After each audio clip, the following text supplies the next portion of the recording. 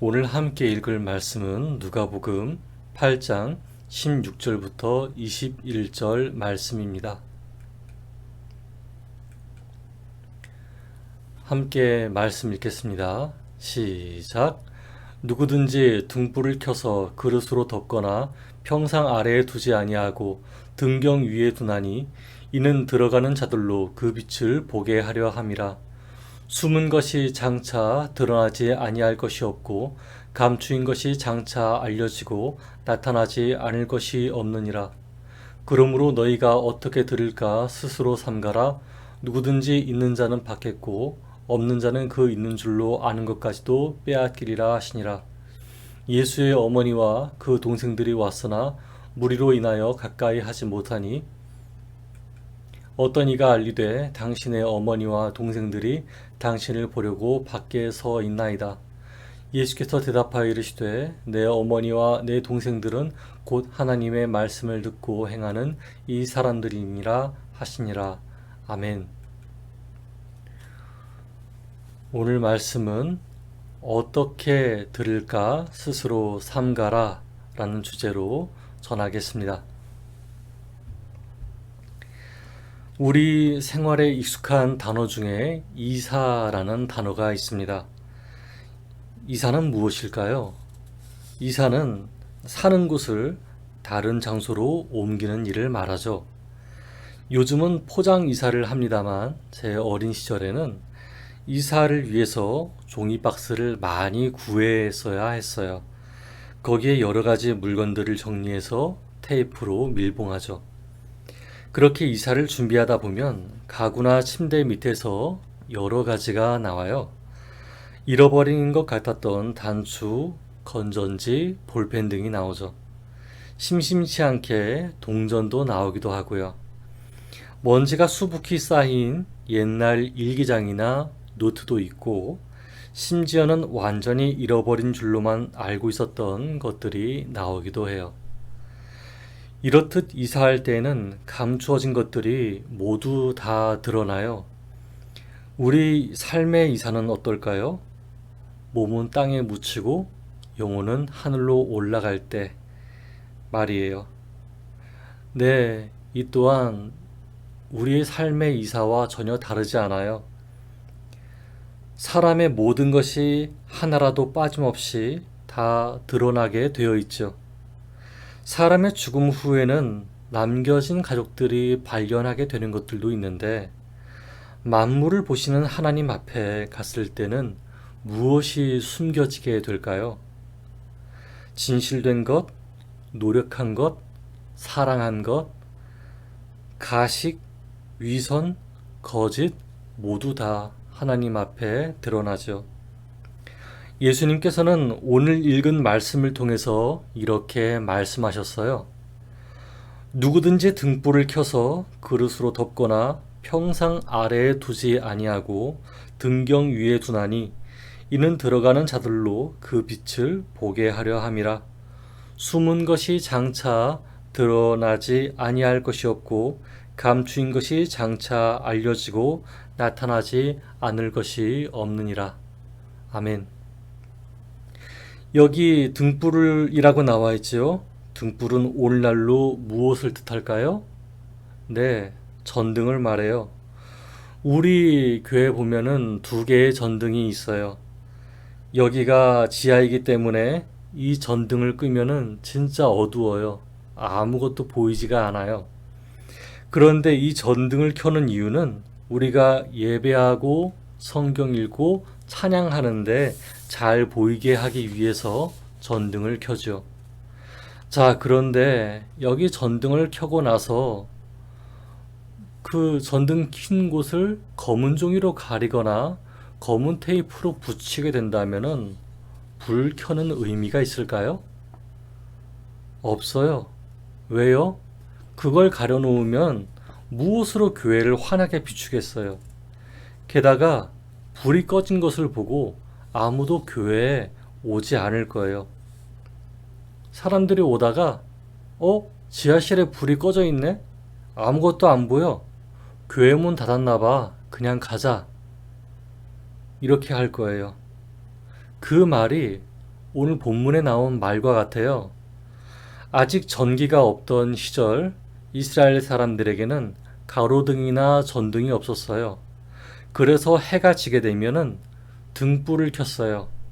어두운 곳을 잘 비춰서 보게 하려고요.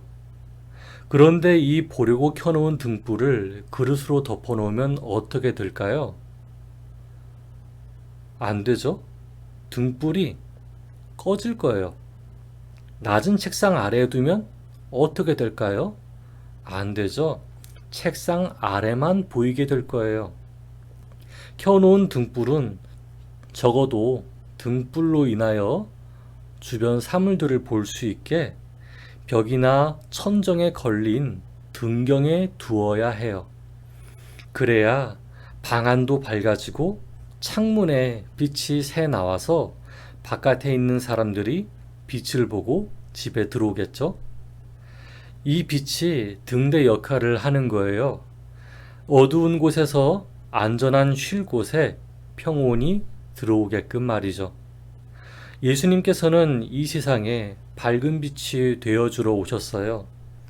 등불을 그릇으로 덮어버리는 것처럼 바리새인과 율법 교사들은 예수님의 가르침을 계속해서 비판하려고 하고 예수님의 활동을 막으려고 했어요.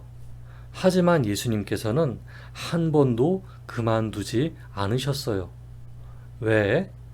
예수님께서 이 땅에서 하신 모든 가르침과 기적을 통해서 하나님께서 이 땅에 구원의 기회를 여전히 주고 계시다는 걸 알려주려고요. 얼마나 기쁜 소식인가요? 이 땅에 사는 모든 이들에게 아직도 구원의 기회가 있다니요. 하지만 제자들은 예수님의 말씀을 들으면서 여러 가지 생각을 했을 거예요. 어떤 제자는 그래도 이 땅에서 흥청망청 놀고 먹는 것이 최고라고 생각하겠죠? 어떤 제자는 예수님과 함께 있다가 큰 권세를 얻는 것이 최고라고 생각했을 거예요. 하지만 예수님께서는 18절에서 단호하게 말씀하세요. 함께 18절 읽어볼게요. 시작. 그러므로 너희가 어떻게 들을까 스스로 삼가라. 누구든지 있는 자는 받겠고 없는 자는 그 있는 줄로 아는 것까지도 빼앗기리라 하시니라. 아멘. 이 말씀은 이렇게 해석할 수 있어요. 너희가 내 말을 듣지 아니하려느냐? 누구든지 하나님의 말씀을 듣고 지켜 인내하는 자는 구원을 받을 것이다. 하지만 내 말을 듣지 않고 너희가 의지하는 이 세상 것들로 구원을 받을 것이라 희망하는 자는 그 희망도 잃게 되리라. 여러분, 이게요, 예수님이 왜 이렇게까지 말씀하시냐면요, 이 당시에 대제사장이라는 사람들과 귀족들은 하나님의 말씀을 귓등으로도 안 들었어요. 하나님께 드리는 제사, 즉 하나님께 드리는 예배는 형식만 갖춰 있었거든요. 그들의 삶은 그냥 썩어 문드러져 있었어요. 일반 백성들에게 성전 예배에 쓸 제물을 비싼 값에 강매했어요. 게다가 성전세를 내려면 일반 백성들이 쓰려던 로마 돈을 이스라엘 돈으로 환전하는데 값을 몇 배나 쳐서 이득을 보는 사람들이었어요. 높은 사람들이 이러니 낮은 사람들은 어떻겠어요? 야, 저게 진짜 좋은 삶인가 보다. 저렇게 살아도 하나님이 뭐라 안 하시네? 그냥 이 땅에서 사는 게 돈이 최고인가 보다 하면서 살았겠죠. 그런데 그렇게 살면 하나님의 뜻은 온데간데 없는 삶이에요. 사람이 돈에 집착하게 되면 사람이 사람으로 안 보여요. 안 나눠주고 싶어요. 왜? 내 거라고 생각하니까. 오늘날과 전혀 다르지 않아요. 돈은 없으면 힘든데 있으면 더 갖고 싶고 많으면 안 나누고 주고 싶은 게 사람들의 많은 마음이에요. 오히려 갖고 있는 것에서 선행을 베푸는 것이 희귀하잖아요. 하나님의 뜻은 달라요. 더불어 사는 삶이에요. 이 땅을 지으시고 사람을 만드신 목적은 돈에 집착하고 권세에 집착하는 삶이 아니었어요. 그런데 높은 사람부터 낮은 사람이 하나님의 뜻보다 자기 뜻에 집중하고 있으니 하나님이 오죽 답답하시겠어요. 하지만 사람들은 예수님에게 아마도 이렇게 말했을 거예요. 당신은 권세도 있고 힘도 있잖아요. 그런데 우리 보고 이렇게 살아라 저렇게 살아라 할 수 있어요? 당신은 존경받는 랍비잖아요. 우리는 서민이라고요. 이때 예수님의 어머니와 예수님의 동생들이 찾아와요. 눈치 빠른 사람이 그걸 또 발견했을 수도 있겠네요. 그런데 사람들이 많이 모여서 예수님을 볼 수가 없네요. 이 눈치 빠른 사람이 어떻게 했을까요? 19절과 20절을 읽어볼게요. 시작. 예수의 어머니와 그 동생들이 왔으나 무리로 인하여 가까이 하지 못하니 어떤 이가 알리되 당신의 어머니와 당신의 동생들이 당신을 보려고 밖에 섰나이다. 아멘. 세상에 가르침도 주시고 기적도 베푸시고 하시는 예수님의 어머니와 동생들이라니 얼마나 귀하게 여겼을까요? 사람들이 막 이렇게 얘기했을 거예요. 마리아, 당신에게 복이 있어요. 저렇게 귀하게 하나님 말씀을 전하는 자식을 두다니요. 야, 너희들은 참 복 있겠다. 저 예수 랍비님이 너희들의 형이라서. 예수님의 제자들도 예수님의 어머니 마리아와 동생들을 보고 얼마나 부러워했을까요? 하지만 예수님께서는 사람들의 모든 마음을 아셨어요. 그것이 중요하지 않음을 단번에 말씀하셨어요. 그게 21절에 있어요. 함께 읽어볼게요. 시작. 예수께서 대답하여 이르시되 내 어머니와 동생들은 곧 하나님 말씀을 듣고 행하는 이 사람들이라 하시니라. 아멘. 여러분, 예수님께서는 그 당시까지 생각하고 있던 사람들의 일반적인 생각들을 모조리 끊으셨어요. 사람들은 일반적으로 왕에게서 난 왕의 후손, 금수저 아래에서 태어난 금수저, 대제사장 가문에서 태어난 대제사장을 생각했어요. 그래서 예수님의 가족들 역시 받들어야 할 대상으로 여겼던 거예요. 그러나 예수님께서는 그런 것에 제발 연연하지 말라고 이야기하세요. 그럼 무엇에 연연해야 할까요? 바로 하나님의 말씀을 듣고 행하는 것이 가장 최고의 가치라고 생각하는 거예요. 여러분, 오늘날도 신분 상승의 기회를 노리는 사람들이 참 많아요. 이것 자체는 나쁜 건 아니지만 대부분 자기가 원하는 것을 얻기 위해서 하나님의 뜻을 저버리는 사람들이 참 많이 보여요. 제가 직접 보고 경험한 것도 말로 다 할 수는 없지만 이 악이 도무지 끊어지지가 않아요. 하나님 뜻을 앞장서서 지켜야 하는 사람들이 이런 식으로 살아가서 기가 막히기도 해요. 이따금씩 저도 이런 사람들과 같이 될까봐 너무 무서워요. 왜? 세상을 경험하면 경험할수록 나이가 먹으면 먹을수록 신분 상승의 욕구도 같이 올라가는 것 같으니까 말이에요. 하지만 그렇게 되면 이 땅에 하나님 나라를 이루지 못해요. 그리고 장차 오게 될 하나님의 나라를 맞이할 수도 없어요. 왜? 하나님의 뜻은 그게 아니니까 말이에요. 참 마음이 아파요. 그런 욕심이 올라올 때마다 제 자신이 밉고 답답해요. 제가 이렇게 마음이 아픈데 태초부터 이 세상을 공평과 정의로 만들고 싶으신 하나님은 얼마나 속이 터지시겠어요.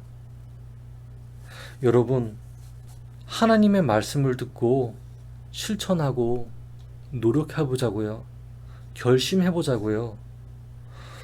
우리를 향한 하나님의 말씀은 서로 사랑하는 거예요. 이거 하는 사람은 이미 유대인이 아니어도 율법을 이룬 사람이니까요. 하나님은 여러분이 하고자 하면, 그렇게 결심하고 실천하면, 실패도 실수해도 그것 자체를 너무너무 기뻐하세요. 자녀가 걸음마를 하려고 막 발을 때리고 할 때 그것을 지켜보면서 너무너무 기뻐하고 신기해하시는 부모님이 우리를 보는 것처럼 말이에요. 여러분, 우리 때로 예수님의 제자들처럼 이 말을 들을까 듣지 말까 염려하기도 해요. 그게 당연해요. 우리는 이 세상에서 사는 사람들이니까요. 이 세상에서 보고 배운 것들이 왠지 그게 더 좋아 보이고, 차라리 예수님 말씀 안 듣고 그냥 마음대로 사는 게 더 낫지 않나 하는 생각들이 우리의 생각을 지배하고 우리의 삶을 지배해요. 하지만 하나님께서는 우리 중심에 하나님 한 분만을 바라기 원하세요. 예수님 말씀 새기면서 스스로 잘 생각해 보기를 원해요. 오늘도 인생길을 걷다가 갈림길을 만날 때 하나님께서 자신에게 원하시는 것이 무엇인지 숙고하고 길을 걷는 저와 여러분 되기를 원합니다. 함께 기도하겠습니다. 사랑의 하나님, 감사합니다. 오늘 우리에게 누가복음을 통해 말씀을 주셨습니다. 하나님, 때때로 저희는 저희 스스로 이것이 옳은지 저것이 옳은 것인지 잘 알지 못합니다. 애매모호합니다. 자라면서 부러움의 대상이 되었던 사람들이 어떻게 살아왔는지 보면서 그 부요함이나 권세를 갖고 싶어 합니다. 그러나 그렇게 살다 보니 가장 중요한 것이 무엇인지 자꾸 놓치면서 살게 되는 것 같습니다. 하나님, 우리가 무엇을 위해서 살아야 하는지, 무엇을 바라며 살아야 하는지 알게 하셨습니다.